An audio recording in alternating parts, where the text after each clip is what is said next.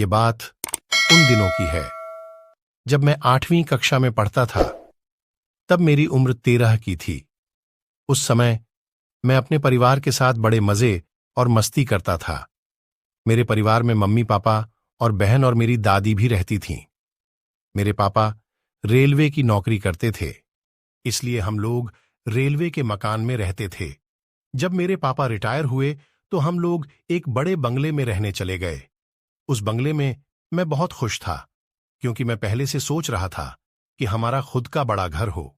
जब हम लोग घर में रहने गए तो हमें एक बेचैनी सी महसूस हो रही थी और हम रात को देर से सोते थे, क्योंकि हमें डरावनी पिक्चर बहुत पसंद थी और हम देर रात तक टीवी देखते रहते थे। और हमारा बाकी का परिवार खाना खाने के थोड़ी ही देर बाद सो जाते थे। एक दिन की बात है, जब मैं रात में 11:30 बजे टीवी देख रहा था, तब मुझे लगा कि बाहर से कोई आवाज आ रही है। मैंने सोचा मम्मी या पप्पा पानी लेने के लिए उठे होंगे, वहीं से आवाज आ रही होगी। उस समय मैंने ध्यान नहीं दिया, लेकिन थोड़ी देर बाद जब मैंने टीवी बंद कर दी तो मुझे फिर से पायल बजने की आवाज आ रही थी, कि जैसे कोई मेरे पास चला आ रहा हो। मैंने देखा तो कोई ना दिखा तो मेरे पैर थर थर कांपने लगे और मेरे होश उड़ गए।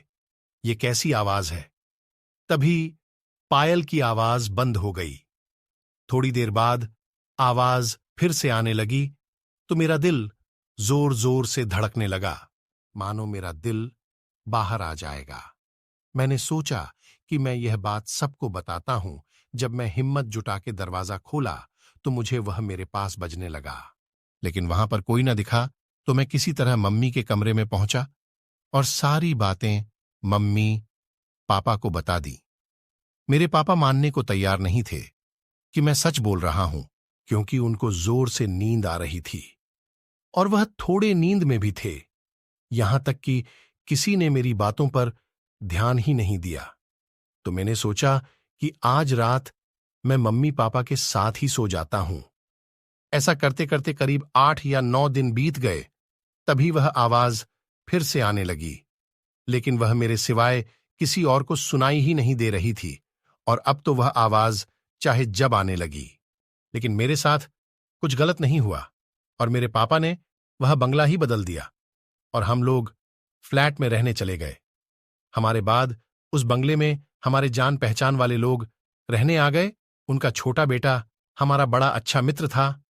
एक बार वह हमसे मिलने हमारे घर आया और हमसे पूछने लगा कि एक बात मैं तुमसे पूछ रहा हूं, सच सच बताना कि उस घर में कभी तुमने किसी के चलने या फिर पायल बजने की आवाज सुनी थी?